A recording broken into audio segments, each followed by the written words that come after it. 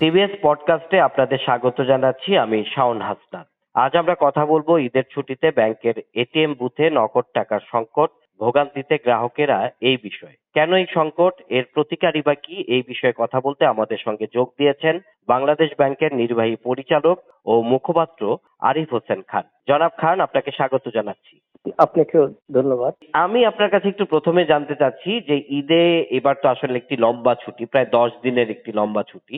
মানে আমরা দেখতে পাচ্ছি যে এই ঈদের ছুটিতে, আর বিশেষ করে যেহেতু কুরবানি ঈদ, মানুষের প্রচুর নগদ টাকার প্রয়োজন কোরবানির পশু কেনাকাটা সহ অন্যান্য আরো বিভিন্ন বিষয়। কিন্তু আমরা ঈদের ছুটির এই সময়টাতে আমরা দেখছি ব্যাংকের এটিএম বুথগুলোতে পর্যাপ্ত টাকা নেই। মানে নগদ টাকার একটা সংকট দেখা যাচ্ছে। এই তথ্য আপনার কাছেও আছে। আপনার কাছে কি তথ্য আছে এই বিষয়ে যদি একটু আমাদেরকে জানান। আমি গতকাল দু একজন রিপোর্টার আমাকে ফোন করে জানিয়েছে যে কিছু এটিএম বুথে দেখা যাচ্ছে তাদের শাটার নামানো বা ইনফরমেশন দিচ্ছে যে এখানে মেশিনে টাকা নেই। এখন এটা নিউজটা আমাকেই হতাশ করেছে, কারণ 10 দিন ছুটি থাকার বিষয়টি আমরা আগে থেকেই অবগত আছি এবং এই সময় যাতে সাধারণ মানুষের নগদ টাকার ক্রাইসিস দেখা না দেয়, এই জন্য তার ব্যাংকগুলোকে নির্দেশনা দেওয়া হয়েছিল যাতে প্রতিটি মেশিনে পর্যাপ্ত পরিমাণে তারা নগদ অর্থ রাখে। এখন আপনারা জানেন যে নগদ অর্থ বলতে 1000 এবং 500 টাকার নোট মূলত এটিএম মেশিনে লোড করা থাকে আর কি, অন্য ডিনোমিনেশন নোট থাকে না। তো সেই পরিমাণ নোট আমরা আমাদেরকে সরবরাহ করেছি।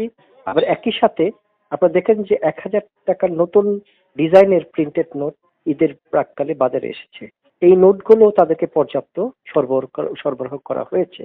এরপরে যদি মানে সাধারণ জনগণের কাছ থেকে অভিযোগ শুনতে হয়, এটা খুবই দুঃখজনক হবে। এটা ব্যাংকের জন্য একটা ব্যর্থতা বলবো। এই সংকটটার কারণ কি মনে করছেন আপনি? আপনি একজন ব্যাংকার হিসাবে, প্লাস বাংলাদেশ ব্যাংকের মানে নিয়ন্ত্রক সংস্থার একজন প্রতিনিধি হিসাবে এর কারণ বা গুলো কি মনে হচ্ছে? আমার কাছে মনে হয় ব্যাংক প্রেডিকশন করাটা ব্যাংকের ভুল ছিল। অর্থাৎ কি ধরনের টাকা এটিএম বুথ থেকে জনগণ উঠাতে পারে এই ব্যাপারে ব্যাংক তাদের যে পূর্ব ধারণা ছিল সেটা সঠিক ছিল না আর কি। অর্থাৎ যে পরিমাণ অর্থ লোড করতো তারা, তার চেয়ে অধিক পরিমাণ টাকার ট্রানজেকশন হবে এইটা বিষয়টা তারা আঁচ করতে পারেনি। কয়েকজন ব্যাংকের কর্মকর্তার সাথে কথা বলে যতটুকু জেনেছি যে বিশেষ করে তাদের যে ব্যাংকের একটি শাখা, তার পাশে যে এটিএম বুথ, তো এই শাখাটি বন্ধ থাকার কারণে এটিএম বুথেও আর টাকা আসলে রিচার্জ করা হয়নি। একটা কথা যে আপনি কি দেখেছেন এটিএম বুথগুলো কি সবসময় ব্যাংকের পাশে থাকে? নিশ্চয়ই না। শাখার পাশে থাকে বা বাইরেও অনেকগুলো থাকে। হ্যাঁ, ব্যাংক শাখা যেখানে থাকে সেখানে এটিএম বুথ থাকে, সেটা বাড়তি। কিন্তু অধিকাংশ এটিএম বুথ মার্কেটে থাকে বা বিভিন্ন মানে কমার্শিয়াল ভবন এমনকি আবাসিক ভবনের নিচেও থাকে। হ্যাঁ, সেগুলো তো অ্যাডজাসেন্ট যে একটা ব্রাঞ্চ থাকতে হবে এমন কোনো কথা নেই। অর্থাৎ ব্রাঞ্চ বন্ধ থাকার সাথে এটিএম বুথে টাকা না রাখার কোনো সম্পর্ক নেই। কারণ ঈদের ছুটিতে থাকবেই, ব্রাঞ্চ তো বন্ধ থাকবে। এবং যে সকল ব্রাঞ্চ, বরঞ্চ আমরা হাটকে উপলক্ষ করে বেশ কিছু ব্রাঞ্চকে নৈশকালীন রাত 10টা পর্যন্ত খোলা রাখার নির্দেশনা দিয়েছি। হ্যাঁ, সেটা ভিন্ন নির্দেশনা ছিল। কিন্তু এটিএম বুথের সাথে কনসার্ন কোনো ব্রাঞ্চ থাকবে সেটা কোনো সম্পর্ক নেই। এটিএম বুথে পর্যাপ্ত অর্থ রিফিল করা থাকবে এরকম নির্দেশনাই ব্যাংকগুলিকে দেওয়া ছিল। তারপরও এই নির্দেশনা তারা মানছে না কেন? আমি বললাম, যেটা আগেই বলেছি, যে ঠিক নির্দেশনা না মানা না, তারা যতটুকু অর্থ ওই মেশিন থেকে জনগণ উত্তোলন করবে বলে ধারণা করেছিল তার চেয়ে বেশি চাহিদা সৃষ্টি হচ্ছে। অর্থাৎ তাদের হিসাবায়নটাই সঠিক ছিল না। মানে আপনি মনে করছেন যে তাদের হিসাব করাটাই ভুল ছিল? ভুল ছিল, মানে ধরে নিয়েছে যে এই একটা এটিএম বুথ থেকে এই পরিমাণ টাকা মানুষ উঠতে পারে, কিন্তু দুদিনের মাথায় দেখা গেল যে এই পুরো টাকাটা মানুষ উঠিয়ে ফেলেছে। এখন তো আসলে মানুষের ভোগান্তি তো আসলে খুব চরমে আমরা দেখতে পাচ্ছি। লাইনের পর লাইন, অনেকে পাচ্ছেন না।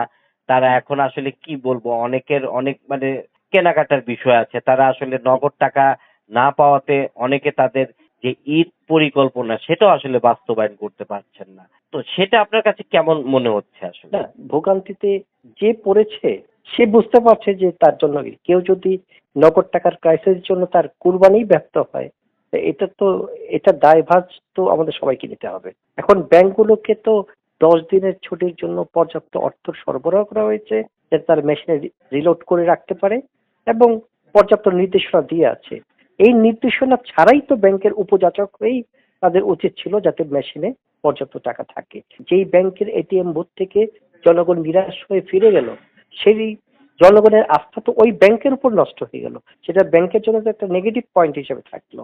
অতএব বাংলাদেশ ব্যাংক ইনস্ট্রাকশন না দিলেও কিন্তু ব্যাংকের উচিত ছিল যে যাতে জনগণের কোনো ভোগান্তি না হয় সেইভাবেই এই সেবাটা অব্যাহত রাখা। আরেকটা বিষয়, এবার কিন্তু আমরা মানে ডিজিটাল লেনদেনের উপর খুব জোর দিয়েছিলাম। হ্যাঁ, ঢাকার 19টি এবং ঢাকার বাইরে চট্টগ্রামে একটি মোট 20টি হাটে বেশ কিছু ব্যাংক, 16টি ব্যাংক এবং 4টি এমএফএস বেশ ভালোভাবে অংশগ্রহণ করে। হ্যাঁ, এবং আমরা আগামীতে চাচ্ছি এই যে ক্যাশ নিয়ে যে নানা ধরনের সমস্যা সৃষ্টি হচ্ছে, নগদে বাজারে মানে ক্যাশ টাকার ঘাটতি দেখা দিচ্ছে, আবার যখন প্রয়োজন হয় ভাঙতি পাওয়া যাচ্ছে না।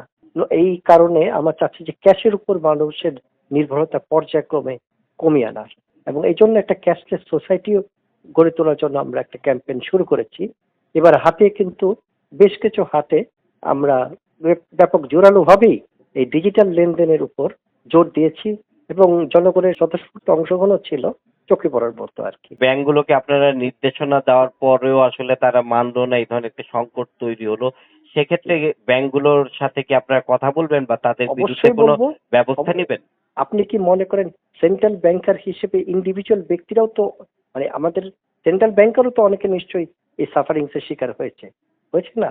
সে কেন্দ্রীয় ব্যাংকার হয়েও এই ভোগান্তিতে পড়লো, অতএব তার নিজের মধ্যে তো একটা ক্ষোভ রয়ে গেছে।